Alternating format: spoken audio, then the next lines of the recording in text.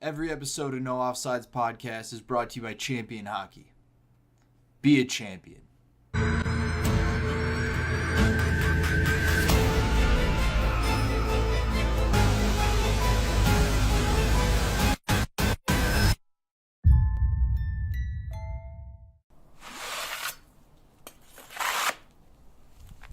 No offside. Yep. Welcome back to another episode of No Offsides. I'm Dan Dean and with my partner Justin Wood. What's up, everybody? Our guest today plays professional ice hockey in the ECHL, AHL, and 3 Ice.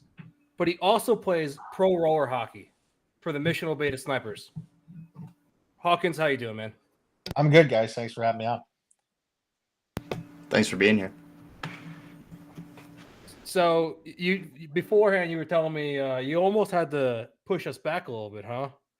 Yeah, we had I don't know what was going on at our rink. I think they were saying Paw Patrol or something like that, so they moved our practice back to 2 p.m. today. Which, I mean, in the end, it's a terrible idea to move a pro practice back to 2 p.m. just based off of what the guys can get into the night before. Yeah. I mean, you give the boys some time to have some fun. Yeah, it's a lot of guys. You don't have to twist their arm to get into a good time. So, I mean, it seems as if your team and you are having, you and Toledo are having quite the season so far. Yeah, it's been good. We got a tremendous team and a pretty good group. Few roller guys on the team actually, so that makes it a little bit more fun. Myself, Mitch Lewandowski, Mike Prepavasis, a bunch of guys that have played roller hockey through our childhood, so it just makes it a little more fun. Okay, so now Lewandowski. I mean, you guys obviously. I mean, Lewandowski plays in the summer circuit as well for roller hockey. Yeah. He grew up playing for Mike Lalonde and with the Detroit Bordercats for a long time. And then Prepavasis grew up playing for the Oakville Coyotes back in the day. Okay. All right. Well, it seems as if, I mean, right now you're leading ECHL in scoring and points. It seems like, when you go and you play for the, Mission Labeda Snipers, you put some pucks in the net at State Wars. I mean, is that just something that you've done most of your life, or? I'd like to consider myself to be a shooter. Scorer just if it goes in, but no, it's one of those things that I've always tried to use my shot to the best of my ability, and then when I take advantage of it, hopefully good things happen. Yeah, I mean,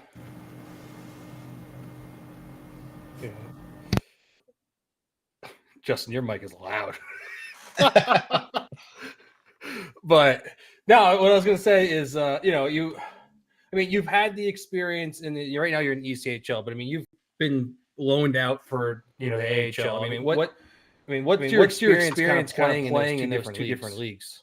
It's tremendous, right? Like to play professional hockey in any way, shape, or form is fantastic. So, in my eyes, there's not much of a difference between either league.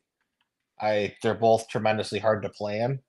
I would say that the main difference is depth between teams. Like in the American League, your lines 1 through 4 are going to be awesome no matter what night it is. And then the East Coast League, you have your top 2 lines that are awesome, and then you have some fall off, or not in the high end teams, but some of the lower end teams. That's what you see. Okay, I mean that's definitely interesting to see. You have. I mean, I guess what it comes down to is like, I mean, how did you start playing hockey? I believe you're a Michigan boy, aren't you? Yep.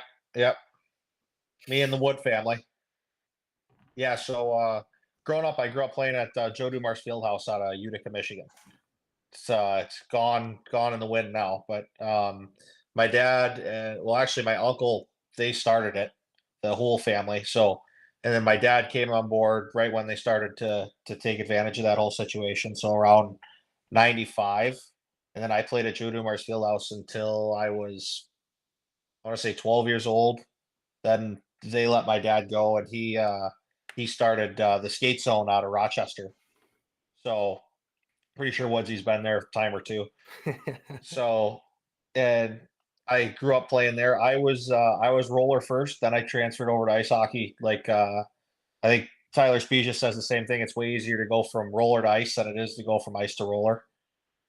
So him and I both grew up playing at the field house. We played a lot for Matt Koleski. Rest in peace. He was one of the big time guys that took care of us growing up and really helped teach us. But no, roller hockey is in my blood. It was kind of how everything got started. It was all I wanted to do. I was at the rink from my dad was running a tournament from 8 a.m. in the morning till 2 a.m. at night, and sometimes stayed at the rink just for games to start at 6 a.m. the next day. It was just one of those things where I was born basically at the rink, and that was my home. Yeah, I mean, that sounds like a wonderful childhood, honestly. I'll never complain about it. Well, I mean, being at the rink and obviously all the time, it just obviously seems to have done something for you. I mean, look where you're at now in your career. Mm-hmm. Obviously playing for the Mission Labeda Snipers is obviously the cherry on top. Yeah. That all happened. It was, I think, let's see, what year was it? Might have been 2019, 2018, right around that time.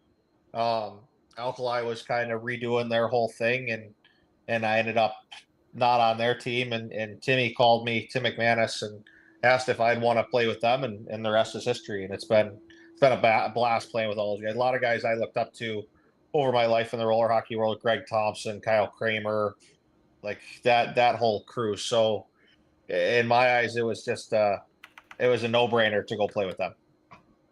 Heck yeah. So, I mean, you mentioned it seems easier to go from roller to ice than ice to roller. Why do you believe that? In my eyes, it's way easier to understand the edges and everything of ice hockey if you've played roller hockey first. If you played ice hockey first, coming to roller hockey, figuring out your balance and everything else is so different that it's really gonna challenge guys. I mean, obviously Mars Blade makes it a little easier with their new chassis and everything else, but the balance points of roller hockey going from roller to ice are 10 times easier to understand than an ice hockey player coming to play roller hockey for the first time. Okay. I mean, I can agree with that. I mean, Justin, you could probably say, I mean, when we get new guys in our league and they come from ice, you're like, yeah, they need a season or two and they'll get their legs under them. Yeah. I mean, growing up, we had Vladislav Domestikov came and play with us a couple times, and Vladdy, and he'll probably be upset with me for saying this, but Vladdy couldn't skate. He'd wiggle around the floor because he felt like he was so far on his heels that he could fall, or his skates could go out from under him, which I understand, because obviously your ice skates are profiled and pitched to be on your toes, and you can't do that with your roller skates. Yeah. Yeah. Well, who was it, Justin, that was at Nasty Cup? It was James Neal. The real deal. Yeah. So, I mean, you can obviously see he was in some sort of discomfort when he was skating. Definitely. Because he was very stiff, and I get he probably it's probably been forever since he's put on roller skates, but he definitely looked awkward, right? He was also wearing the training version of the Mars Blades, which those will not help you play roller hockey, period.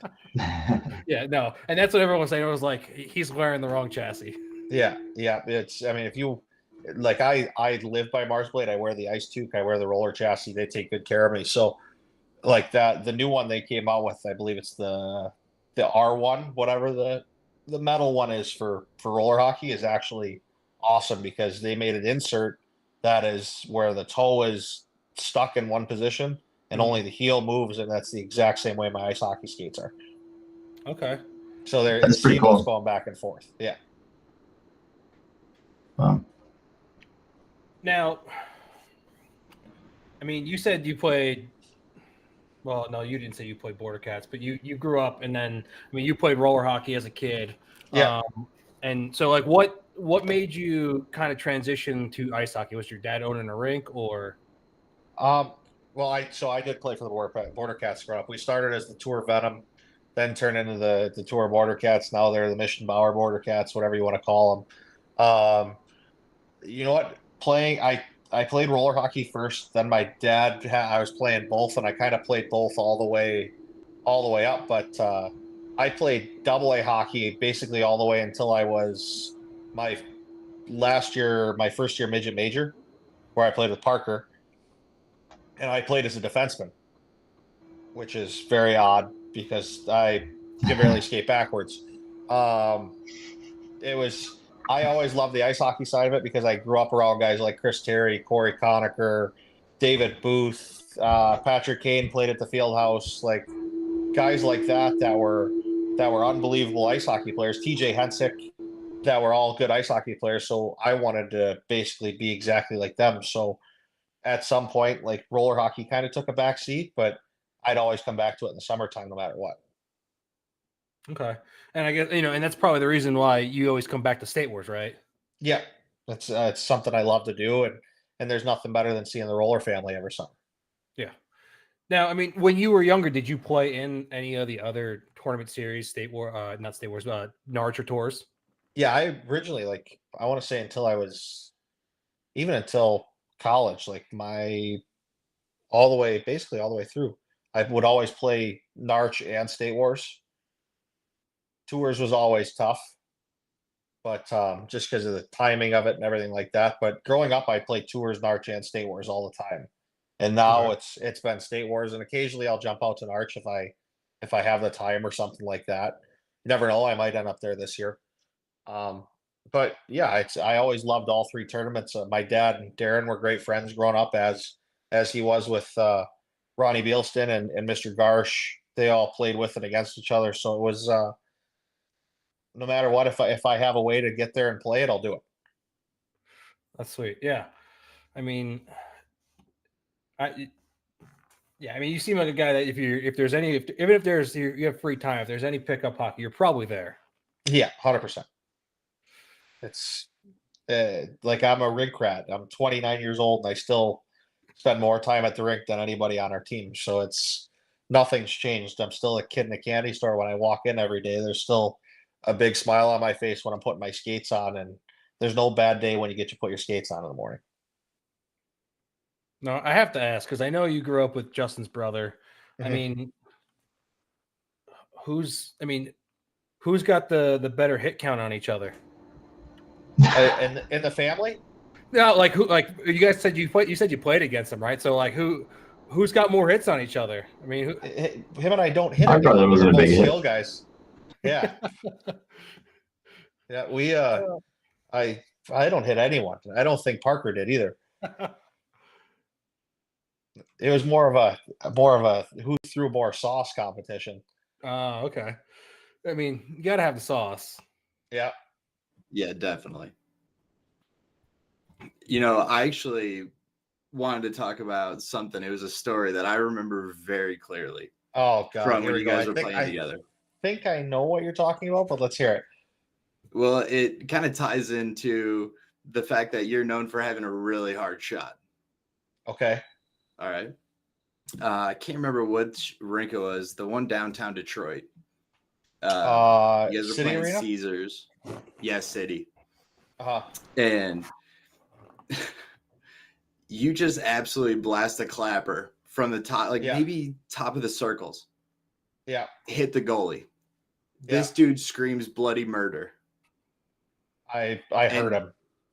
And you busted his cup? I don't know if it was cup or if I hit him square in the ribs. I thought you busted one of the his two. Cup. There's been a time or two where I've done that, but City Arena and us playing for Cedars,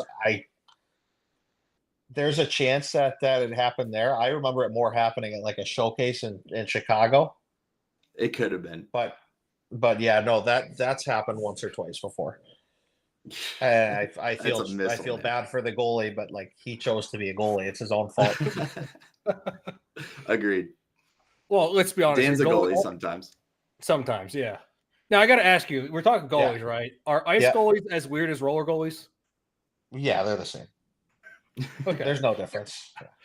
So I mean, let's be honest here. You just made him even weirder. Just probably with a higher pitched voice if you hit him in the balls. Yeah, I mean, he might only have one. We don't know. That's true. Quite possibly. Definitely no kids. Oh, poor guy. But you, sir, have a baby boy on the way, right? Yep. Found out on Saturday. I saw that little video. That was cool, man.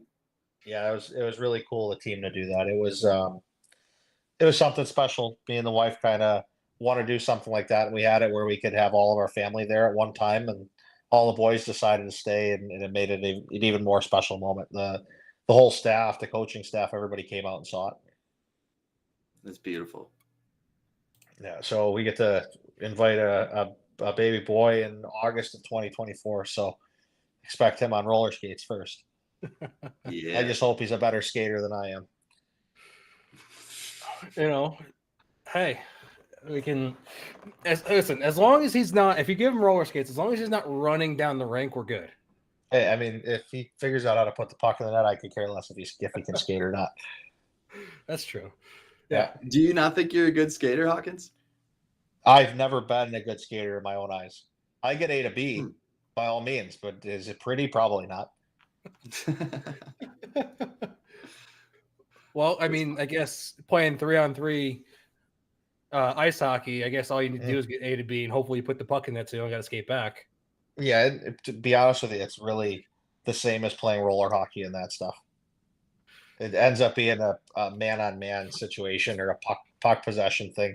I think that they need to make a shot clock rule in that, where you got like 30 seconds to take a shot. If you don't, then it's change of possession. I think that would make it a tad more entertaining, both on the ice and the roller hockey side. Okay. Especially for 3 ice. But like you see pro roller hockey now, it just gets so slow and methodical that, like, if you see us and Black Ice play each other, one team may not touch the puck for 6 minutes. Yeah.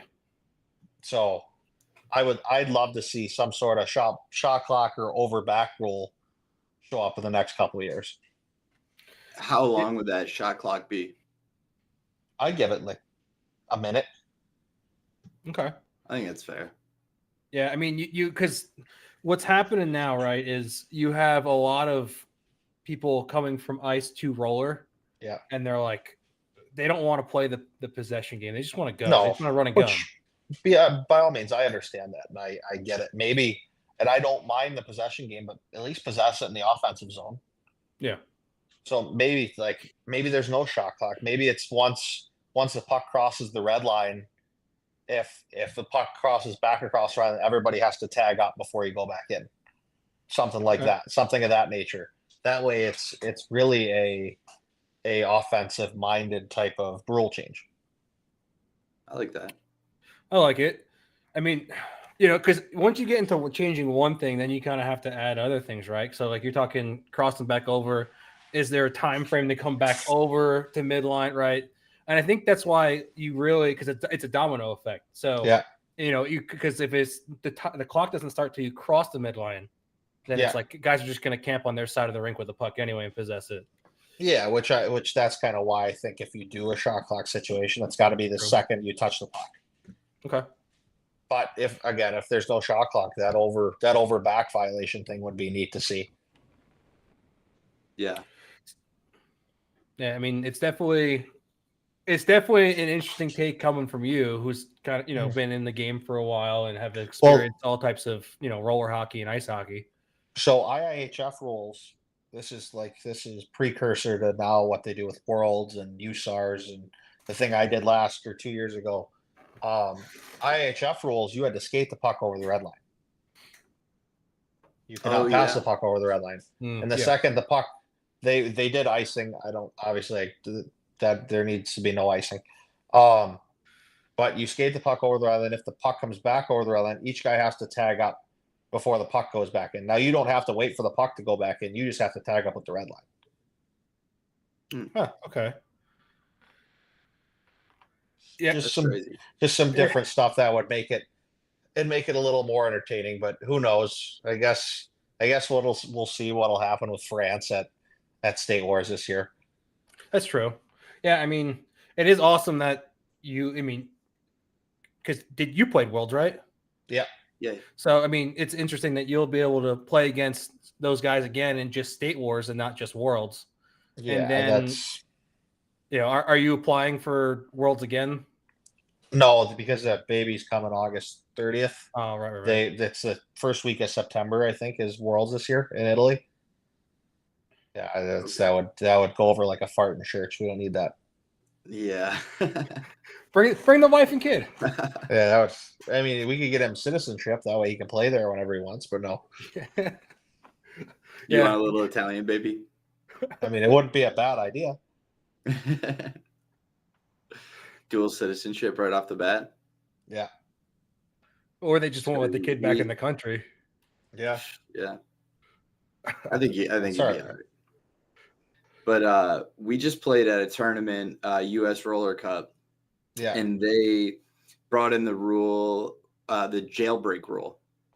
Yeah, if you score on the PK that the penalty ends, I don't mind that. Have you ever played anything where they use that rule? No. Okay. That's the first time I've really seen it. I'm the guy that'll say I wish we go back to tours rules from years ago that there's hitting 3 feet from the boards. Yes. Like along the wall, there's contact allowed. Well, you gotta be honest though. I mean, in at least pro, they let you guys play along the boards. They do, but they don't, right? They don't all the like little the hits, all the do they? little all the little shits with the fucking cages on, like to run around and swing their sticks. But the second anybody who doesn't have a cage on flashes them on the wall, it's immediately called, and sadly that's just how they do things. They'd rather a guy swing his stick than have any body contact. Okay. Yeah, I mean, I threw a cage on for the sole fact that I've lost like all 4 of my front teeth are all half fake.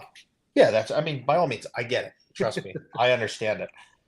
Like, but if you're gonna go play in pro at State Wars, there needs to be some sort of idea there that if you're under the age of 18, you probably shouldn't be playing pro. First off. Yeah. Second off, if you're playing in pro, the whole idea of having a cage on in pro isn't normal. You don't play with a cage on in pro ice hockey, do you? No. So that's my whole thing. Like, if you want to actually make it legit, then let's make it legit. Yeah. Okay. I like it. Yeah. Like, even if that makes it a mandatory visor rule, like who cares? At least that way everybody gets the fucking cages off. Yeah. I always say I like the cage off because I feel like if I chirp with a cage off, it's more valid. Yeah, I like that. A lot of guys that run their mouths with cages on are usually scared. So yeah. Yeah. Let's say a majority of them. Yeah, that's Dan's feeling attacked right now. I have no problem throwing just taking the helmet off before going. That does not bother me at all. Like I'd say allow fighting, but I think that somebody would get seriously hurt and it wouldn't look good. No, it'd be a shit show because, like, especially with, let's say, I mean, you have some older guys playing, right? And so in their 30s, and I don't even know, there might be some guys in cusp in their 40s as well in pro, right? So let's just say they go on a bout with a 18, 19, 20-year-old. Yeah. I mean, dad strength wins 100% of the time. I mean, the guy who understands just how to stay on his skates wins 100% of the time. That's true. And like, there's no more Chad Siebels. There's no more Jamie Yoders. There's like Patty Maroon's the biggest guy you're going to play against.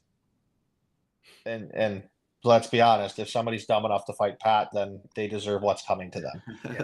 So, like, that's just the cage thing bothers me. Have you ever been in a fight in roller?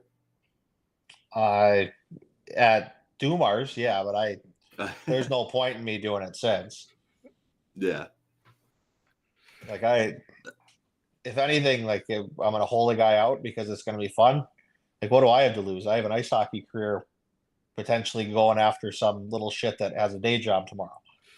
So there's no, like, that. It's a lose-lose for me. Like Garrett Ross. So when I used to play with Garrett Ross, and he was a prospect for the Capitals, the Washington Capitals, and somebody would run their mouth or something like that and be like, man, if I fight you, there's like, I have everything to lose. You have nothing to lose. So what's the point of me or Spees or Pat Maroon or any of those guys fighting anyone when we have a job that starts in September, October compared to the working out of a desk. Yeah, for sure. So that's kind of the way I think about it. Man, I just keep thinking about Dumars. I miss It's Dumars. sad that place closed. Oh, it sucks. There's nothing like it. That was like the mecca of Midwest roller hockey. For sure. Sorry. No, go ahead. I was going to say, where you been playing roller lately? If I'm home, I play at Fraser. Okay. Fraser has they put in two roller sheets in the summertime. Is that where the Border Cats are playing out of? Yeah, they brought all the guys over from Dumars over to play there. Okay. I play in a street hockey league in Toledo. That's a lot of sweet. fun. Nice. It's actually a blast. With a couple guys I played in college with, they play with a ball. I hate it, but it's fun. Do you think the ball helps or hurts your stick handling? It hurts it because it's filled with water, so there's no rhythm, there's no nothing. You chip it out in front of you and chase after it. Are those the balls they used in the pro beach hockey, Dan? I thought in the pro beach hockey they used like the Milik balls. Yeah, they use the heavy water ball at when all the guys play beach hockey in California. All right. Yeah. So that was I broke one over the post and water splattered everywhere. That was funny. What's the surface? Is it just concrete or asphalt? It's concrete with roll on. Like you know what roll on is? I think so. It's like a thick paint that they put on top. They really need to repaint it. That shit's dangerous if you're falling. But yeah, it's a lot of fun. Hell yeah. Shout out the Gremlins. That's our team. That's the one team I have too much fun with.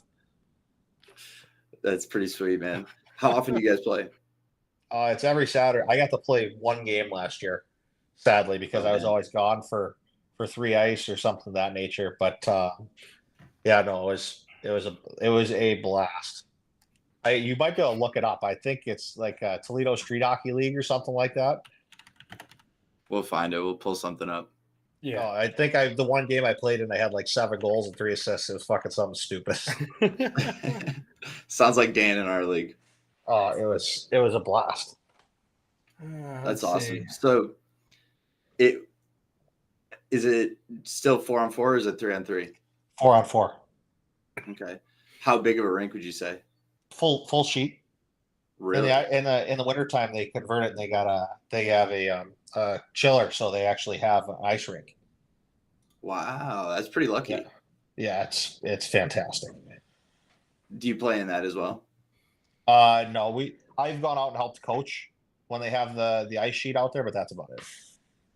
I try to convince our coach and everybody to do a practice out there, or like a shinny, like the sweatpants and shin guards with beers and a grill or something like that. That'd be fun.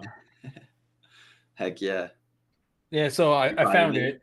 I found it's the Greater Toledo Inline Hockey League. Yeah, GTIHL. Yeah. Yeah. And so the Gremlins won it last summer. Yeah. And this is roller hockey in a nutshell. Save percentage. Yeah. 0.645. Yeah. They play in steel toe boots. They don't wear skates. That's insane. Yeah. With a solid 11 goals against average. So these must be some high scoring games. Oh, it's literally hilarious. It has to be.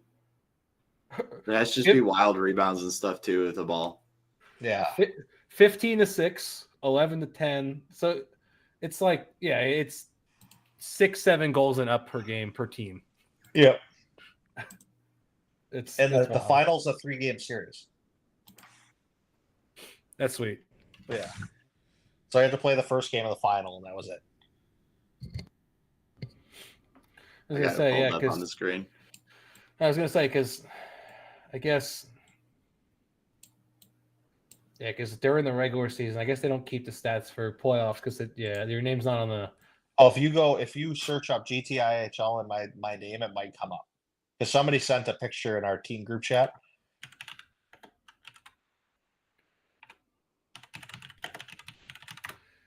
Let's see.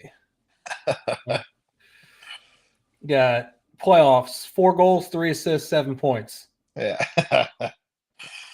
In a loss too. Yep. And 1 penalty. Yep, there is a PIM there. Yep. Because I buried someone along the boards. Nice. I speared someone too, and they didn't call it. That was even better. Jesus. Felt like I was playing the coast. Oh God. Oh. Yeah, we our rink is outdoor asphalt painted. Yeah. So we love the elements, and we love pollen, and we invite all the leaves to float into our rink. Yep. That's the funniest. This dude's eating it on the pollen and leaves. Oh, it's you can't even go into the corner. No, I was half tempted to wear my girdle out there. Last thing I want to do is fall on my hip or my ass. Fuck that. Oh yeah. I always say elbow pads are the must. I've seen some people mess up the elbows. Yeah. Yep. I mean, it blows my mind anyway that guys play without elbow pads. Yeah, no, thank you. Because all it takes is one errant stick in your feet, and if you can't catch it with you have to use your hands to brace it. If you're unable to, you're shattering your elbow. Also, if the guy's going to shoot, I am ruthless with a one-handed slash. The shit whip, like where it comes all the way across.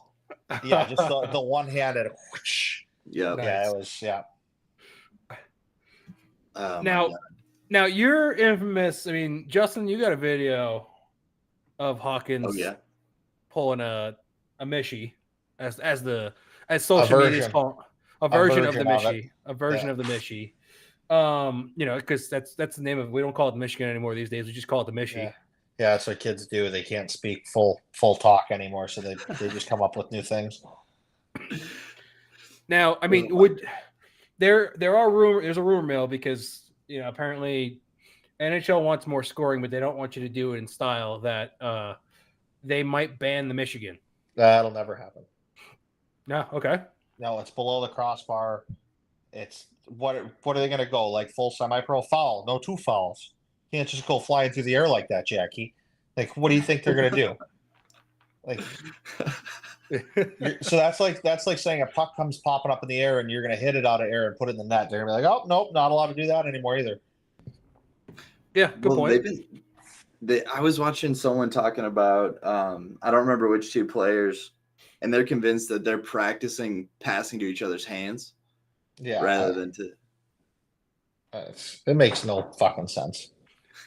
Like they're making fun of me because I do that all the time. I'll send when me and Dan would play together. I'd send him a head high pass because I knew he was at the other end of the rink, and I just figured, hey, he can grab it and bring it down. There's nothing wrong with it, as long as it got there. Yeah, let me roll this video real quick because we talked about it, so we might as well show people what we're talking about.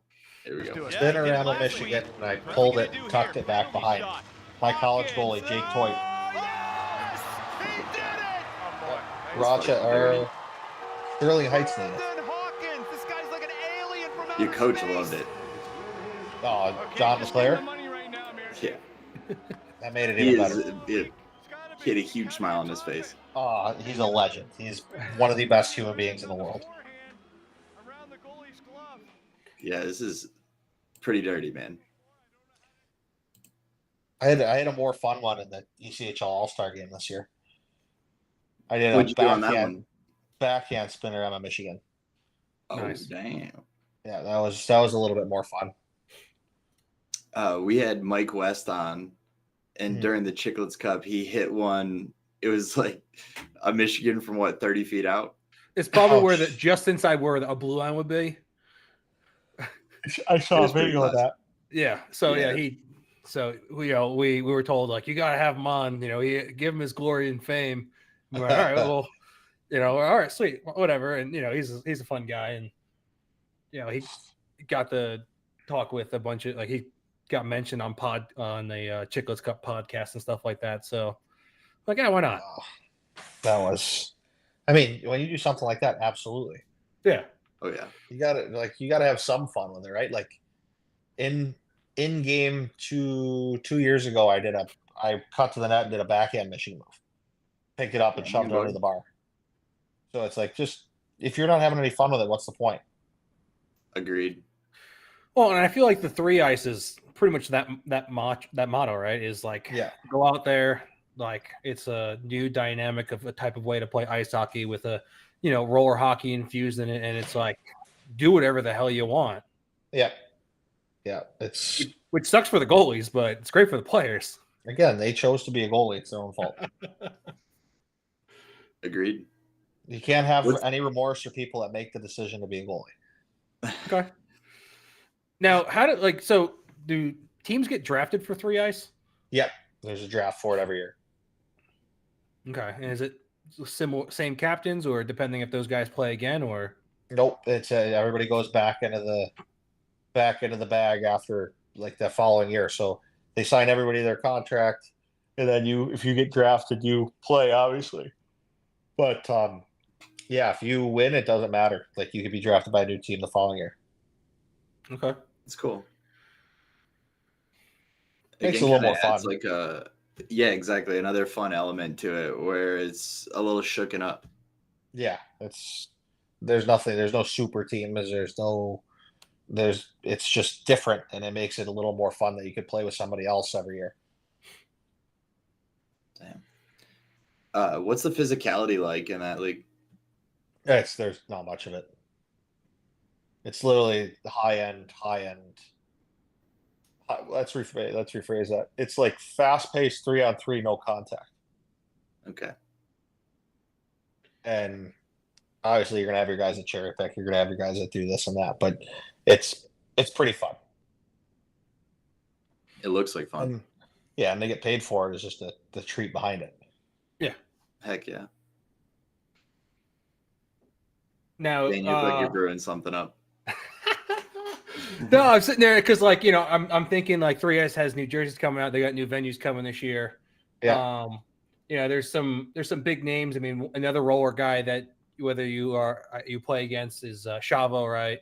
Yeah. So I mean, I was just kind of thinking like, you play against them in 3 ice, and then you usually probably play against them if you get them in round robin or playoffs in State Wars, right? So I mean, like, is there a difference in playing against these guys on ice and then when you go and play them against in like the North American roller circuit?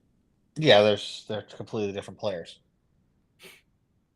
In my eyes, there's no player that's the exact same in roller and in ice hockey. Okay, like, that's fair. Obviously, guys are going to be different in ice because there's hitting and there's contact and there's different things like that. Roller hockey for me is way more of a skill game and different things like that. But then when I go to ice, I have to bear down and win battles and do different things like that. In roller hockey, it's a little different because, I mean, I'm not going up against a guy that's played 6 years in the Coast and 3 years in the American League and different things like that. I'm going against some kid that plays roller hockey on the weekends that I'm going in the corner with, and I'm going to be honest, if he's going to hit me, I'm going to bury the kid. That's kind of the way I look at it sometimes.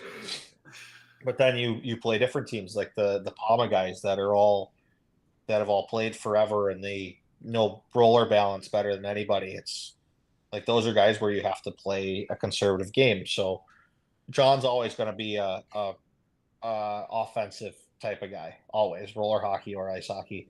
I think in roller hockey, he's a better skater. I mean, obviously, I'd probably put myself the same way, but I haven't gotten to see him play this year at ice hockey, but he'll never change roller in my eyes. He'll always be offensive and always be a threat. Who do you think is kind of one of the bigger threats in roller right now? In terms of like one player? Yeah. It'll always be Travis Snow. Okay. And what makes him so dangerous? He plays defense. He plays offense. One-on-ones. He's really good. He's got a good vision of the ice or good vision of the floor. And if you give him a chance to score, he's going to. And when he plays with junior caddies, it's they're both lights out together in my eyes. It's the same thing of me and Tyler playing together since we were 4 years old. It's that type of chemistry. So, and they're dangerous no matter what happens.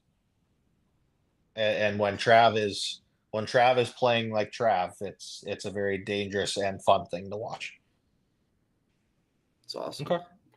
Would you say their team is also the most dangerous right now? Yeah, they've been the most dangerous probably the past couple of years. I mean, they get a little younger every year too. They add a piece or two with like Kyle Mayhew and different guys like that. So, like they do things in my eyes the fun way. They keep the same group. They like us, like the Snipers. We kept the same group. It's the same guys we played with for a while now. And Palma does the same thing. So it's always fun to see them. Always fun to see them play, and it's never fun to play against each other. Well, and they might be the only team too that has like the mecca of having like their own rink. Yeah. They definitely have their own rink. That rink is insane. That's awesome. That's the Nigers for you. Yeah. Now, I mean, so you sit there and you're telling us your team, the Snipers have been playing together for a really long time, and so, but like, we only get to see your team fully together for State Wars. Yeah. I mean, what are these other guys kind of doing in the off season to kind of stay fresh for? Oh, most of the team plays roller hockey year round. Like, that's the way I look at it. I mean, obviously you got the guys that play ice, me, Matt White, Jack Holmes, now the coach in Lindenwood. So he's doing different things, but he still plays roller all the time. His little brother, Charlie Combs, plays ice all year. Blake Dangos, ice hockey guy. Brett Robinson plays roller year round. It's different things like that, right? So you got your guys that can constantly play roller hockey, and then you got your guys that are like me, that are ice in the fall, roller in the summer. I mean, I know you guys have been playing a while, but I mean, at first when you guys were playing ice all year round and coming together from a group that was playing ice and roller and coming together, was it difficult at first to kind of mesh as a team? Or I mean, usually it's the first game as everybody's kind of figured out how to play roller hockey again. But other than that, it's like we're such a close group that we all know how to play with each other. If anything, it's the one new guy that we're just trying to get used to. I sit his ass on the bench. Fuck that guy. Yeah. Do you have any goalies that you play against in State Wars that you really like scoring against? Like that I like to score against? Yeah. Ooh. I mean, I like to score against everybody. Yeah. It doesn't matter who you are. If I get to shoot against you, I want to score on you. Probably the one is what's Sam Eisenhower's brother name? Is it Joey Eisenhower? Sounds right. It might be, yeah. A couple years ago, we were playing at State Wars in Fort Wayne. This is when we won it. Nice. And I came by, I took a shot, and he slid out of his net and tried to take my knee out, or tried to take me out in general. So I make it my personal vendetta to score or shoot pucks at his head or try to break a collarbone or shoot at his ears so he can't hear anything the next couple days. Like, I make that my vendetta. That's fair. People don't forget. Yeah. And I don't think he's a bad kid. He just made a bad choice. Yeah. Yeah. Like, and I like Sam. I like Joe. I will never forget that he slid out of his net deliberately to try to take out somebody going full speed, and he's done it. He did it to other people the same tournament. So when you got a bad angle and you don't really have much to shoot at, I'm shooting for ears and shoulders and anything you can hear of. Yep, exactly. Yeah. There's 2 rules: shoot to score, shoot to injure. All right. Now, all right. I'm using that from now on. It's a fantastic rule to go by. Because guess what? The next time you come in and shoot, they're thinking about it. Yeah. Now, is that also for like shooting and like for at defenseman too? No, I mean, if anything, the first guy that comes to block a shot on you on the power play, you zip it close to him, and then they're like, fuck, I don't really want to do that again, and then it's different the next time. I guess if someone does something to you, just take care of it on the boards. You could do something like that. I don't really fucking need to anymore. You got guys like Jack Holmes on your team or different things like that have to deal with. You got to deal with going to a corner with Jumbo Jack. That's not going to go well for you. How big is he? He's got to be 6'3", 215, 220. That's not, and he literally looks like a very mean human being. Cauliflower ear and everything. Oh, it might as well. Razor blades in the gloves. Yeah, the Peaky Blinders or roller hockey. Yeah. There you go. Now, so go ahead, Dan. No, well, go ahead, you go, because I was going to talk about kind of the younger teams, but go ahead, Justin. No, bring that up. So I'm interested on your take on some of these younger teams, like the Skittles. Yeah. And because it seems like you played them in the last game, and like the Blood and Feathers and stuff like that. Yeah. I mean, it seems like the Skittles have just gotten better year after year. Yeah, and they're really good, right? But they only play with 8 guys. They never really play with like we play with like a 12-man roster. We play with 3 lines. I think you see like the teams that really last the longest have between 10 and 12 guys majority of the time, and that's while they last those tournaments. By all means, they're an awesome team and they're hard to play against, and if you give them the chance, they're dangerous.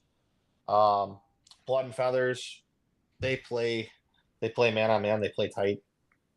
I mean, I think sometimes they lack some scoring power, but they play the game extremely hard. So, and they play a bit of a trap. Sometimes they play that box, which obviously it sucks to play against, but there's nothing you really do about it. You can try to break it and shoot a puck at somebody, but that all depends on the day.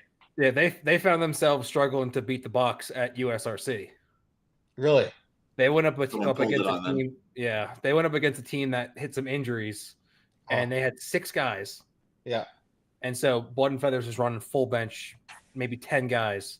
Yeah. And this team just boxed up, and they couldn't do anything. What's funny is if a lot of people don't understand it, but if you play against the box, you run your offense like a power play, and whoever your shooter is, you stick them directly in the middle of the box and run an overload on the other side. So you're going up, down to the goal line, back to the middle, up to the top, and at some point they're going to break down and they're going to leave that guy right in the middle wide open. So you're going to have a grade A scoring chance every single time. That's cool. So switch to a diamond power play to beat that. Yeah. So if you want to switch sides, the half wall guy moves to being the bumper guy, and he's right in the middle. Interesting. And nobody really ever thinks of it that way, but there's that works. You could run something downhill where you run 3 guys at one time and the one guy high. So you got one guy that's net drive, and even if he's not net drive, you stop him right in the middle of the box, send the guy that's going far side right back door, and then leave the guy high. So you have 3 options. If you don't score, you go wind up and do the same thing again until they're like, fuck, this sucks playing in a box. Now, I am curious too on what your thoughts are. I mean, I don't know. I haven't really seen much video on like the Snipers power play. Do you guys run a diamond? Do you guys run a box on the power play? It just depends on how the other team plays. Okay. Because you got like, a lot of these guys, Roadrunners, Black Ice, they're running the box on the power play. Yeah. Right? They're just puck movement and then trying to hit usually guy back door wide open. No. Ours is usually it's relative, right? Hockey's a game of reactions. You read and react off the other team. So if that team is going to play hard too high, you go into a box and play too low right next to the net and play 2-on-1s every single chance you get. If they're going to play kind of a relative triangle where they're going back and forth, you basically take the box and swing it and constantly moving guys back and forth until you find the lane and then there's a backdoor play open. Okay. So you guys I play like an adaptive game. Yeah, So I figured with age comes knowledge, right? We got to be one of the older teams out there. Yeah, I would be interested to crunch those numbers for sure. Yeah, I think we're definitely up there, but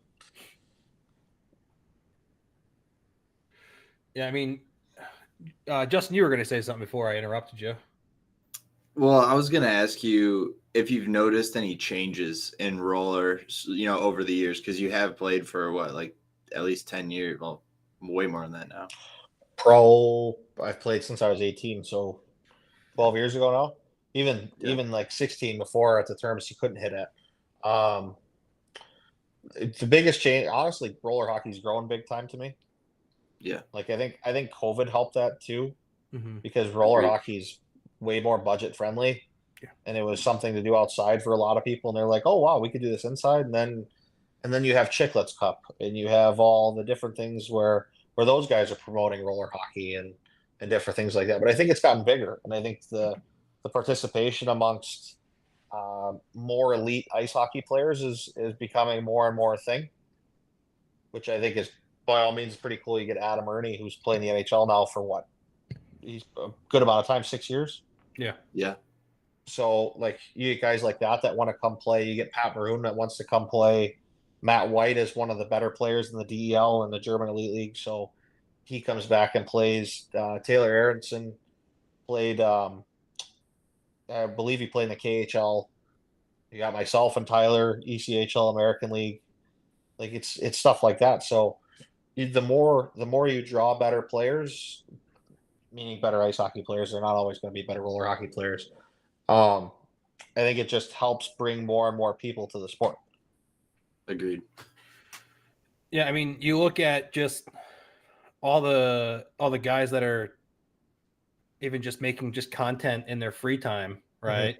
And it usually ends up being some sort of roller hockey stuff, whether it's with like a Green Biscuit or something like that, right? Yeah. And so Swaggy P. Yeah. Right. And so you get all these guys that are mostly ice that are doing stuff on roller because it's like, well, I can't always have my ice skates on. Yeah. So, it's great for the sport. 100% is. And PD Lennis is he's an awesome guy, Swaggy P. So he's been doing a bunch of stuff with roller hockey as of late. I mean, I love the big free tournaments. I would like to see them go to different places like State Wars does, instead of always seeing the one in Florida and always seeing the other one in California at a rink with no showers. But they don't have showers out there? No, but we're not going to talk about that. I'd love to see tours come back to Taylor in Michigan. Like that was always a fun one. They had 3 sheets. I'd love to see Narch go back to where the Florida Everblades play at Hertz Arena, or what we all grew up with Tico or Jermaine. Like I'd love to see stuff. I'd love to see maybe an uncharted territory. Maybe you go back to Texas. They did tours in Texas one year in Frisco. That was awesome. Just to see it go to different places to kind of grow the sport. Maybe even do one in Boise, Idaho. Do something like that. Something crazy. Like just to get more and more people to want to do it. Obviously, it's the budget friendly sport, right? So yeah. And I've really liked what equipment companies have done in terms of making it a little bit more accessible in terms of higher end skates being $300 instead of $700 or $800. Tour did that tremendously with their skate that they just came out with like a year or two ago. So, and Mission did that with their 3X Pro. I think it was a $500 top of the line skate instead of the $1,000 one. So to see it be more and more accessible to parents that don't necessarily have the money for the $400 or $500 a month ice bill, it's awesome. And we gotta see it through to see more and more people come to the sport, because what it was in the 90s and early 2000s, the roller hockey that was probably a lot of people say the best of all time at that point. With you had the RHI in the 90s, and then you had like 400 team tournaments in the early 2000s with Narch and tours. And then State Wars came about, and it became even more. So you just want to see the sport grow, and that's all I want to see.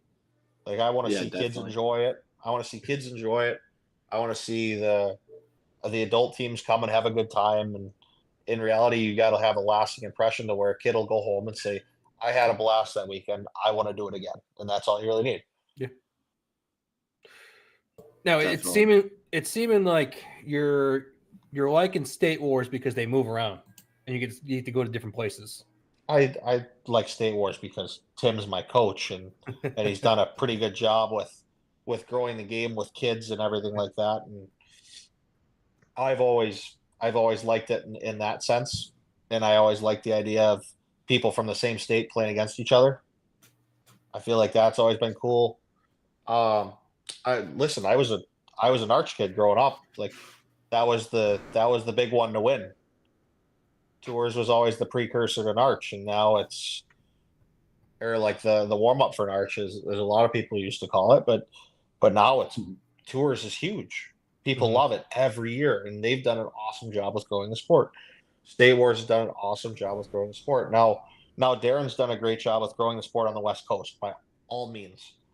Yeah. But I want to see Narch back in this side of the country. Maybe throw Tours that side of the country for a year, something like that, something different. Just change it up. I'm tired of the same shit. Yeah, I mean, they start. I mean, it after, I guess, COVID or whatever it was, there did seem to be like a turf war kind of thing going on. And so they have kind of broken that a little bit, because Tours went out for their winter nationals to Cali, and then Narch came to PA. So there seems to be some movement there. How much? But you figure, going on what you said, Narch only does qualifiers up to like Colorado. Yeah. And then Tours does a little more expanding with that, but qualifiers aren't what they used to be either. No, they weren't. And I don't think they will be by any means, but it's the days of the Joe Dumars field houses and Oakville, where they had the rink where they'd have probably 130 teams for a weekend on 2 sheets. Like stuff like that. Dumars had the 2 sheets and the rink if we needed it. Like, they did a couple good tournaments out of Chicago and Palatine. Those were always fun. But again, I think the years of the qualifiers have kind of come and gone. Like, those are all usually youth tournaments. It's not going to happen for the adult teams or anything like that. But I guess in my eyes, if you're going to do a pro tournament in any way, shape, or form, I feel like you got to do it at a rink with showers. Probably with and honestly, like, I really like the way that Tours has done it with the Hospital Ice Center, where they have the pretty good seating for when they do pro. State Wars has done that with really good seating when there's pro and different things like that. I'd like to see it where maybe a couple of pro guys are doing some sort of clinic, like with the kids before or after, or if there's just like a little mess around time where the pros get to hang out with the kids and the kids get to hang out with the guys that they look up to. I think that's something that's always cool. I got to do that growing up with all the guys at Dumars. So again, the only thing I want to see is the sport grow and the sport thrive. I could care less who does it or how they do it. I just don't ever want to see it die. That's the way I look at it. Agreed. And a couple more showers, right? Yeah, rink with showers. Rink. Well, I'm with you. Yeah. Well, Justin will take a shower or a hose. Yeah, you give me a hose, I'm fine. That's what I end up doing, is just going out back and finding a hose or a bucket or something, because I can't do it. I'm not getting in my car and driving home that way. No, we're trying to put together a rink right now, and we're kind of talking about options, and they were like, showers would be nice. And I was like, no, let's do showers. Showers are mandatory. Yeah. Yeah, I mean, it is through a county, so it's kind of difficult. Yeah, it's kind of like, at this point we're kind of at the mercy of what do you have available for us. Yeah, right. But I understand that 100%, because I mean, growing up, what do we have? We had what's the park in Rochester we'd always go to? It was outdoor. Borden Park had outdoor, had roller floor. Like, that was fun. Obviously, they weren't like wasn't a real big sheet. It was fun enough to play 3-on-3. But dude, I looked it up. It's 65 by 30. yeah, it was perfect for 3-on-3. Oh, it was great. The amount of fights that I think I got in there over anywhere else would have been different, but that place was a bloodbath. Oh yeah, dude. And people so angry all the time. You know who fought there more than anybody was Mitch Jones. Dude. If Mitch played roller, we'd get him on this podcast for sure. He still plays. Is he playing? I think he plays every once in a while. Yeah, he's playing in the Federal League. Dude, he's an absolute animal. Yeah, you got to get Mitch on. He's hilarious. Dude, that guy. Fuck, he's one of the best. But like even a rink like that where you can, or if you can, like, I'm trying to think. There's been plenty of rinks that shut down and they'll sell their floor. Mm-hmm. But if you guys were able to just get a floor and say put the floor on the asphalt, there you go. There's your first thing, and not a indoor floor. I know what you're thinking, Dan. I heard the sigh. You need the outdoor floor. No. So the sigh wasn't for that. The sigh was so, and that my sigh was like, I would love that, right? Yeah. But the issue is that our rink that we play at now is in a public park, and it's not, and it's not in the. It was once not the best area. Okay. And so, like, the amount of traffic that's in there, and we've been strapped when you go in there. Yeah, the amount of. We've been lucky because the amount of like disrespect to our rink has been at a minimum. Okay. But my fear is like, well, one, Parks and Rec is just a mess. Yeah. But good luck finding funding ever. Yeah. Well, and they also are giving away our rink time, so there's that. Roller derby. Yeah. Pickleball. Yeah. We're lucky. Pickleball has been pushed other places. Yeah. Yeah, we kept them at bay. But the issue is I'm like everyone's like, well, we could just buy outdoor tile and just lay it down. Like, it doesn't matter what Parks and Rec wants to do. And I'm like, that's a great idea. Like, I would be all for it. What happens when it disappears? Well, that, or the second someone puts a bat to it, you're taking it all up and replacing that one tile. Yeah. Yep. Oh, yeah. Well, hold on. I understand what you're saying, but you don't have to take it all up to do that. I've taken apart and put together too many rinks in my time. Yes and no. I think the big thing you got to worry about that Borden did a good thing with was they bolted the nets down, so no one could ever take them. Do you guys have real glass or are you netting? We got chain link. Oh, okay. So that's even better than the netting. Sucks if you get put into it, but honestly, like a couple places I've seen cool stuff is where they just put it's almost like a garage door type of structure up over top of what you guys have already. Mm-hmm. Yeah. Like a big fucking aluminum structure. Yeah. Yeah. Well, and so like our situation now is the Pittsburgh rinks. We bought one of their rinks. Yeah. And so now we have tile, we have NHL boards and NHL glass. Yeah. And so now we're just needing a place to put it. And so we're in a situation where we're kind of holding a few meetings to kind of see what is an actual potential place that we can put this rink. I would tell you that your best bet is something storage. If you can find a storage type building. Yeah. Yeah. That is by far your best bet. Or maybe you get on the phone with Nasher and see what he can do. Yeah, right. I still want to rematch with that bastard. Yeah, I was gonna say, Andy, he doesn't want to respond to any of your comments. No, he doesn't. If you guys ever play him, let me know. I'll join. We played him once already at Nasty Cup. Yeah, was it Nasty or was it Wish Cup? Was it Wish Cup? Put me on your team and I'll fly in for that day. I'm leaving after. I'm not staying for the rest. Deal. Perfect.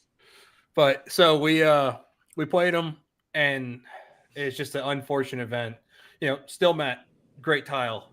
Yeah. But in Tennessee, it's faces the elements. Oh yeah, it does. So moisture is not its friend. No, absolutely not. Moisture and pollen, and so we we were playing them, and so that rink has just kind of just collected elements, and they do their best to clean it, and it's a great facility. The one unfortunate thing is that dust and pollen and wetness gets in there. The only way that they would be able to make that better is if they took in do you know what, like the plastic they hang before you like enter like a freezer? Mm-hmm. If they hung that all the way down to the ground, that would actually change it tremendously. Yeah. But and so like our team, we were in overtime. We're on a power play, and our guy goes to put on a hard brakes because he had one of the guys on defense, and he puts the brakes on. And he ate shit. Yeah. And they went down on a 2-on-1 and beat us in overtime, shorthanded. Yeah. And unfortunate, but he's Nasher's a decent player, average player. No, nothing special, but does all the fancy stuff that the kids love. So good on him. Yeah, I mean, I can't be mad at the guy. He's building a rink in Columbus, so he's growing the sport in one way or another. Yeah, exactly. But I want a rematch with him. I don't blame you. We'll get it. Make sure Woody shaves his mustache before you guys do that. You don't like the mustache either, Hawkins? No, I don't mind it by all means. I'm just a little afraid if you guys have any kids come to the game. Yeah, they might not let you in the park. Oh, fuck. So Hawkins, I love your honesty, and I kind of, you've been pretty honest with a lot of stuff here. Mm-hmm. So I want to know your opinion on this. So Tours has changed their schedule up a bit. Mm-hmm. And so for their nationals, they moved youth out of the blocks with the pro. They don't do pro and youth together? This is the first year that I know that they're doing it like this. They've moved the youth out the week after the pro. And they're doing like the Masters 30, 35, 40, and then the AAA and AAA in the same time frame as pro. Well, I don't really agree with it. I think that the whole point of growing the sport, in my eyes, is to make sure that the kids see the pro guys. Exactly. Yeah. Now I could understand that they probably got a lot of complaints because a lot of the dads are playing in the senior and stuff like that. And they probably want to play at the same time as the kids, so they're saving money. But that's why I've always liked the State Wars part is they do the men's pro, they do the women's pro right at the same time as like all the youth stuff. Yeah. So you got the girls, you get the young girls to watch the women's division. You got the young boys to watch the pro division. So it's, in my eyes, you're growing the sport right there because they get to see something like, oh, I could do that someday. Mm-hmm. Exactly. Yeah. My thought process behind it is that, and this is the only thing I come up with, is that the guys that are playing pro want to stick around and don't want to have to stick around for an extra week to go and play 30, 35s or any of the Masters. So they'll be playing pro and Master at the same time. And I can understand it, but I none of those guys are in shape enough to do both. There's a lot of guys that play 30, 35 or whatever and over and pro at the same time. And I think that you'd almost have to have an IV every morning. Actually, which they had at Wish Cup. They had at Wish Cup. It's tremendous. It's a good idea. But like, yeah, I don't agree with that. I think kids always come first. Like by all means, especially for growing the sport of roller hockey, pro is pro, but in my eyes, what is pro roller hockey to everything else going on in the planet? We're not the NHL. I mean, we're some cool fucking tournament going on the weekend. Yeah. There's no contact. There's no fighting. You got guys that want to hold on to the puck for 7 minutes at a time and have fans boo at you because you haven't done shit but stand behind your net. And I can say this because fucking we've done it. But, but like, again, if we want funding from USA Hockey and everything like that, sport has to change for the good. And I think Timmy's done a good job with that, especially with his new thing, the National Development Program. I saw that. That's sweet. I think it's pretty cool. It's something different. But again, it can't just be one person doing it. It needs to be everybody. And I think the whole pro not during kids, I think that's taking away from the youth side of things. Because I remember as a kid, my favorite thing was I always wanted to watch Ernie Hartley play for Mission. So, Very cool.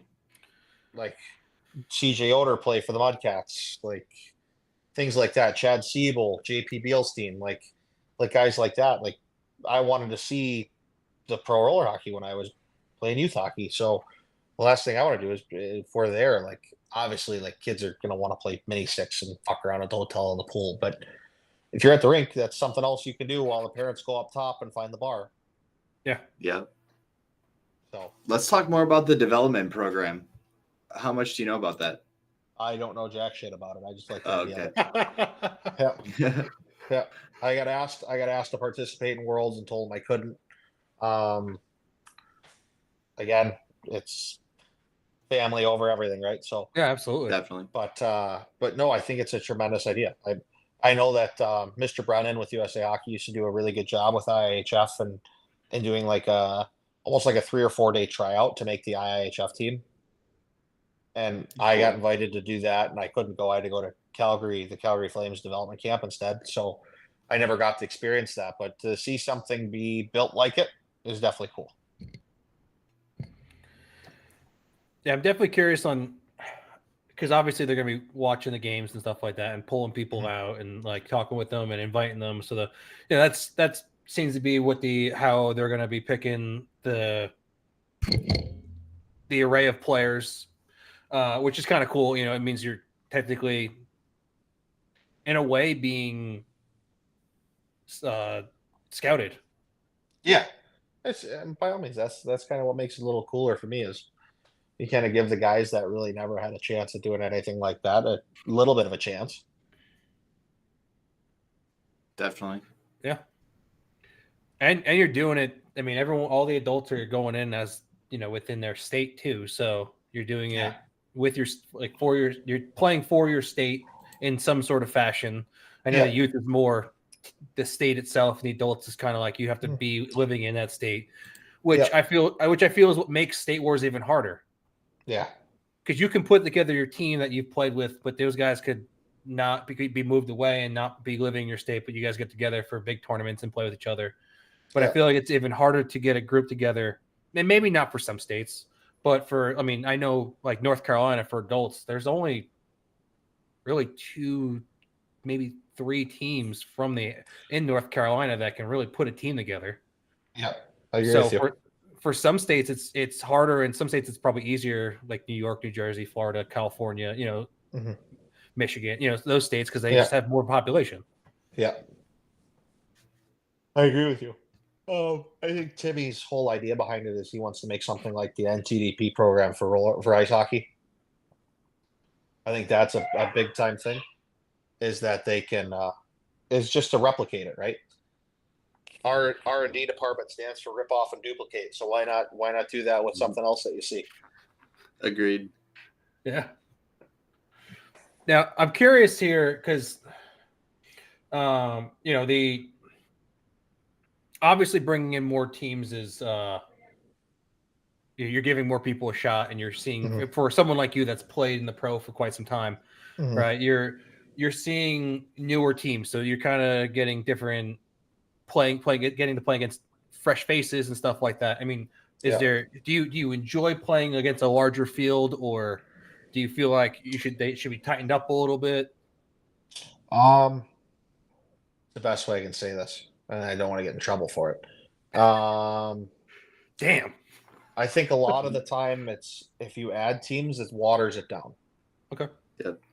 I think there's been times where you add teams and it gets really shitty, and that team gets mercied 4 straight games in a fucking row.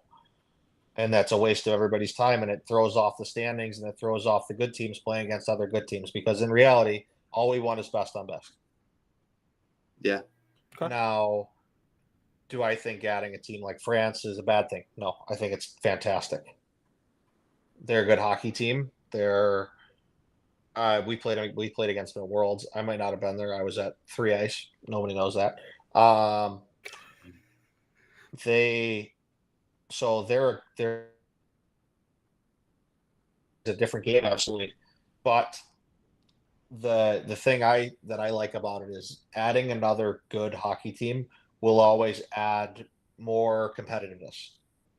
Yep.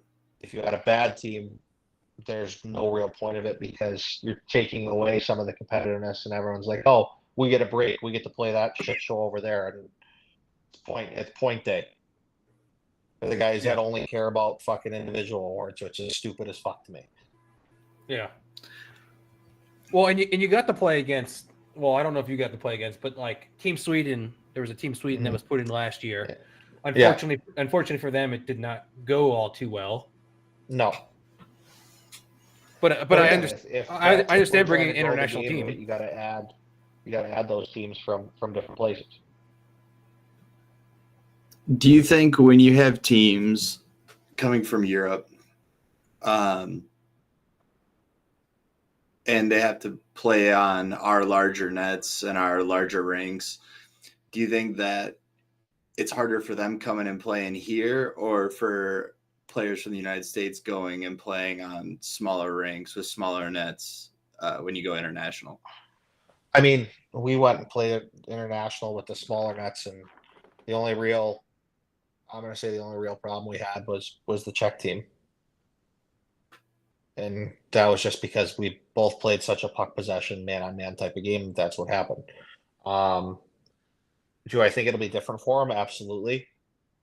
Obviously, the smaller nets to me are stupid, and I think that if you're going to play like that, the last time I played in World Championships, which was the World, it was like the Olympic trial games. So that the whole idea was to get roller hockey into the Summer Olympics. Instead, they took fucking flag football. Like in my eyes, if you're going to do that, that's the real size, make the rink the real size, and actually play roller hockey. That gives it more of a chance. Now, do I not like the small rink? No, I actually like the small rink. More things happen fast, and you don't really have a lot of time and space. So players that don't know how to play the game are weeded out very fast. So all the kind of the shittier players are weeded out. And I wouldn't mind that. I think the shittier teams and shittier players weeded out would only make the game better and only make the score better. But I think it'll be different for them. But do I think they'll have a problem with it? No, I think they'll figure it out pretty easily. They're a good roller team. Okay, cool. Now, do you think the refs call different games in international? Like they call the games a little different?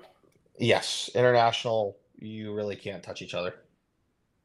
Wow. It's like in any way, shape, or form, stick, body.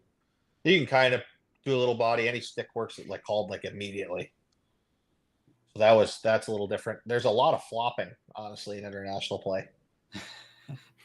That was a little odd for me. It was because you go into a battle with somebody and all of a sudden they're diving off the end of the diving board. So that bothered me a little bit, but no, it's international wise, it was a lot of fun. And I wish I would have got to play a double IHF where it was fully funded and it was everybody's bringing their best team. And Czech Republic has Alex Hemsky and different guys like that. And you get guys that are big time ice hockey stars playing for their country because it means that much to them. So, and I think we're on our way to that. I think Tim's done a tremendous job with USA and trying to make that tournament even better with each year that it comes. That's awesome. Yeah. Yeah, when we had CJ on last week, he was talking about the importance of how roller's such a small community that we really need to kind of figure out a way to get everyone on the same page and get everyone working together to grow. Who'd you have on? CJ Yoder. It's another idol. Mm-hmm. If anybody even wants to remotely argue the fact CJ's probably the GOAT of our sport, there's nobody even comes close to him, right? Yeah. Played pro for all his years, built all the teams, builds youth hockey, brings kids in, helps run tournaments, helps run his rink, does everything like that. That's CJ, and he's so right. Nobody. The roller hockey community is so tight knit that in reality sometimes we gotta open ourselves up and add more and more people because it's the only way we're gonna add to our sport in the correct way. Yeah. Now, obviously it's a scary thing because what's ours is ours, right? I don't like not seeing the same people every year. I want to see all the friends I grew up with and everything like that. So obviously people get a little weary of adding new stuff to something that they've known for so long. But I think roller hockey's in a great spot going forward. And I think CJ's a big reason for that. And he's a big reason why I ever really wanted to play roller hockey. And That's he's awesome. got his PIHA Pro finals going on starting tomorrow in Colorado Springs. Is he playing? No, his team got eliminated. Oh, his team made it out of the semis, and then they lost in the finals for the Western side. Did he play? Yes. I love that even more. Well, you know, all he talked about was he's just an old guy that just continues to play. Bullshit, he's just hilarious. An old guy that just plays. Exactly. That guy understands time and space more than anybody in the sport. He always will. And if you do him the wrong way, he cuts the toe off of his blade, and it's not fun to be hooked by. So remember that. Yeah, they're gonna have those finals started up here. Oh, that's awesome. That'll be fun. Yeah, I think they're definitely live stream. It's a best of 7 series. Oh, that's cool. So they took the Western Conference Pro winners and the Eastern Conference Pro winners, and since there's only 2 divisions and there's maybe 8 teams total, I think it is, they will then take 2 winners and they merge them, and they just they play best of 7, 2 games tomorrow, 2 games Saturday. It might have been 3 games Saturday, but it's like, you know, until someone wins. That's awesome. That should be a blast. Yeah, and it's gonna be streamed on Roller Planet on YouTube channel. So check that out, everybody. And that's at Justin. That's at CJ's rink too, right? With the scoreboard and the electric one, and he's got that. That place is pristine. Yeah, it's as it should be at CJ's rink. Mm-hmm. Yeah, it's gonna be cool. I'm definitely gonna tune in and check it out. Yeah, I mean, we talked. So, Hawkins, you talked about, like, you know, everyone coming together. Yeah. And I mean, I personally like to see, you know, we have some smaller tournament circuits that, you know, they're not trying to take over the scene; they're trying to add to the scene, and USRC is one of them. Yeah. And so, with USRC comes Justin, you're probably going to have to help me with remembering this. His nonprofit Roller College Foundation and the Women's College Roller Initiative. I like it. And so what he's trying to do is get more teams into, whether it's a qualifier tournament or nationals tournament. And so, well, maybe not nationals because the season will be over, but like smaller tournaments like Florida Cup or USRC, or, you know, whatever these other small tournaments are, and have them have a college division, right? And within that college division, they then will play some regular season games in those tournaments. And then they can also, the team has to put a small amount of money into the college fund. And what that college fund does is, by those teams participating and putting money in, some of their players can be given scholarships. Yeah, it's really cool. By all means, that's somebody that's trying to do good by the sport, and I'll never ever complain about something like that. I used to, when I transferred from BG to Northeastern, I skated with Northeastern's roller hockey team on Tuesday nights because they had the rec center they had part of the floor was sport court, so, and 2 nets. So like I would always go up there and skate with them. That was my Tuesday night. So that was by all means, anything to help those guys out and help that sport. There's nothing wrong with that. Yeah. And then he's got the women's fund, which is trying to help fund and get women's college roller active. That'd be cool. I think it'll be a little difficult by all means, but you got to start somewhere. Yeah. And so it's something that he's trying to kind of band all tournament series together. They kind of try and, whether they want to work together or not is one thing, but like have the same mission, right? Yeah. And like expand and grow hockey. And, you know, because I'm gonna be honest with you, I don't know if you ever look at college roller or anything like that. But it's as big as it's ever been. Yeah. I've noticed and you see it every year with NCRHA and everything like that. So it's cool to see. It's cool to see it grow the way it has, but it just gives kids more opportunity to do something while they're in college, or honestly gives kids that wouldn't have had the opportunity to go to college an opportunity in the first place. Yep. Yeah, I think like D3 has almost 30 teams, if not more than 30 teams. Yeah, that's fantastic. You know, and you're talking scaling across the entire country as well.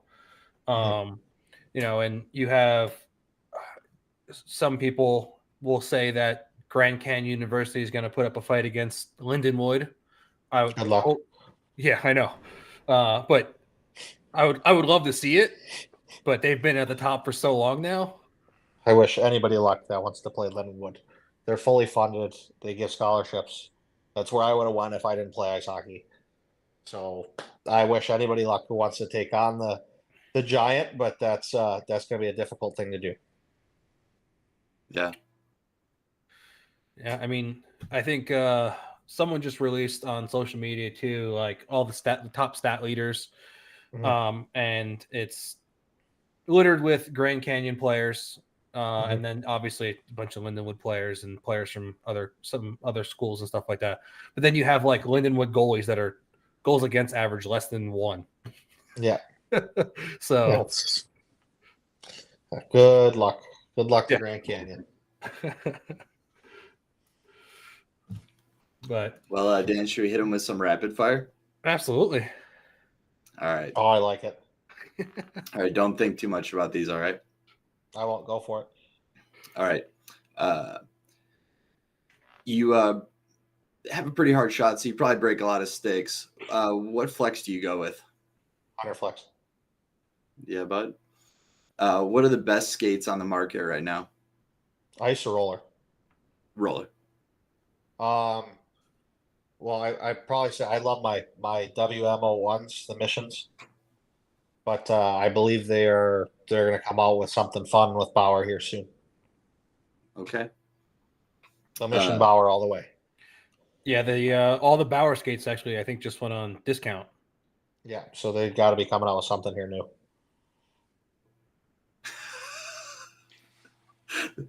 Is it the Brandon Hawkins edition? No. If it was Brandon Hawkins, it'd have white toe cap and a chrome side. There you go. Do you like the tighter fitting uniforms of nowadays or the kind of big flowy floppy ones of the 90s? No, the new uniforms are way better. Well, they're lighter. They're lighter too. Yeah, you don't sweat in a jersey and it becomes 15 pounds by the end of the game, so that's always a positive. I mean, I just remember the 90s and early 2000s, the Pro Joys. Yeah. Pro Joy, Hyper, anything you can think of in that era. What's your favorite rink you've ever played at? Roller hockey? Yes. At Joe Dumars Fieldhouse. Yeah, bud. Yeah. Do you have a tournament series where you have a really nice memory from, like something that like you think about playing tournaments, it just pops in your head every time? Yep, I believe it was 2008. I was on home care. Randy Kowalski ran and owned our team, and we won Arch. We got him to come down from the upper deck part of Hertz Arena or Germain or whatever you want to call it, where the Florida Everblades play. And he came down and took a picture with us. We wouldn't have been able to do it without him. So, and that was just the home care team at that time. He ran all that stuff. He was a tremendous human being, and a lot of us would have never got the chance to play roller hockey without him, to be honest. Very cool. You already kind of said one, but give me the top 3 players of all time roller, in your opinion. All time roller. You got to have CJ Yoder. Well, I mean, like, are you talking like pro, or are you talking like everybody that's ever played? Because you're getting into a hairy territory. Use the least hairy answers. CJ, and CJ. Yeah, but all right. Yeah, nobody. It's not even close. You can put. You know what? CJ and Jerry Osterkamp. Okay. Because Jerry's done a lot of good things for youth roller hockey out on the West Coast. So So to see him do those things for those guys, that's awesome. And I always looked up to Jerry. So Who would you say are the top 3 now? top 3 right now? Yeah. Travis Noah's got to be one. Junior Cadiz has to be up there. I mean, Eton has to be up there. John has to be up there. Matt White. Like if you're going with that type of crew, it's like that's like all the guys on the West Coast that are a little older that are playing for Palma now were all the guys that me, Tyler, and those guys looked up to and wanted to play with and play against. So that was kind of the way we looked at things. Awesome.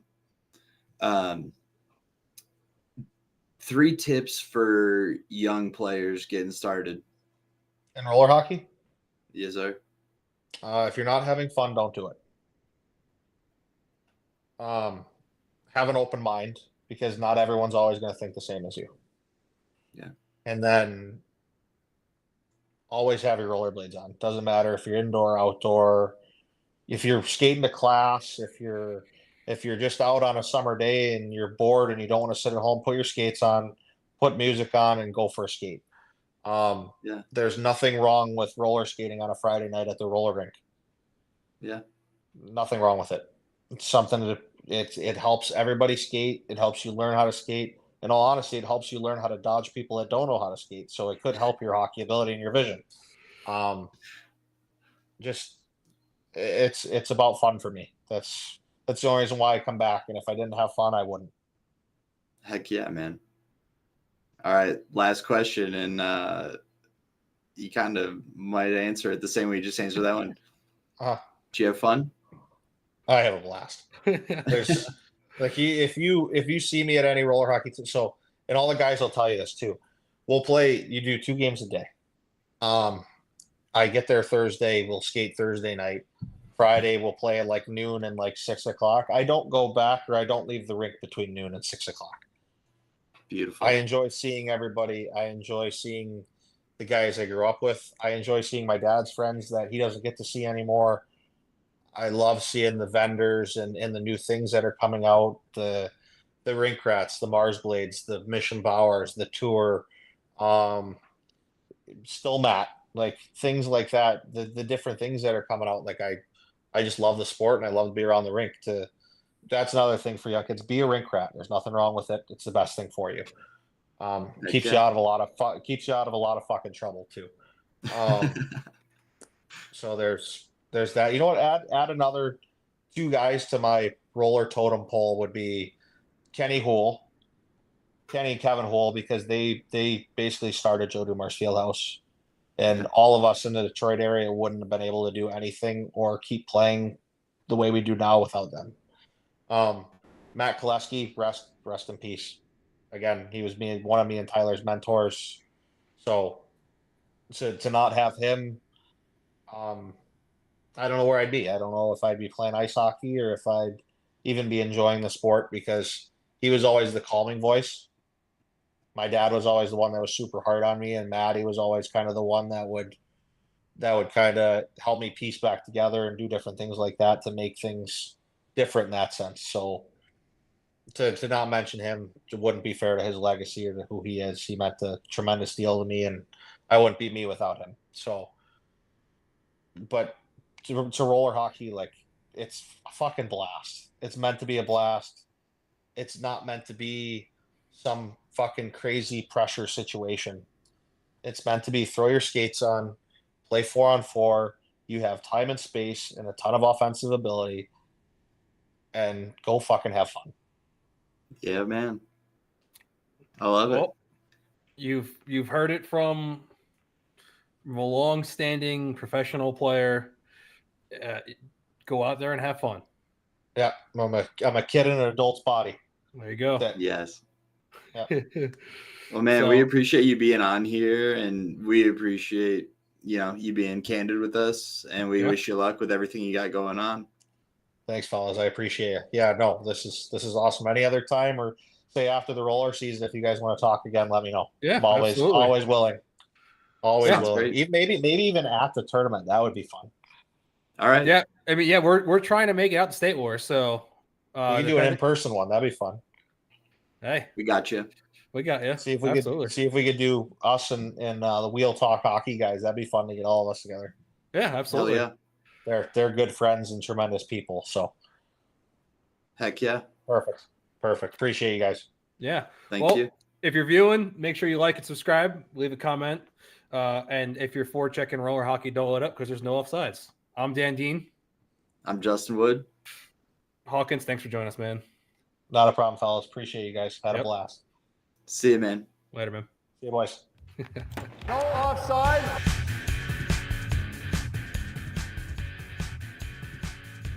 Every episode of No Offsides podcast is brought to you by Champion Hockey. Be a champion.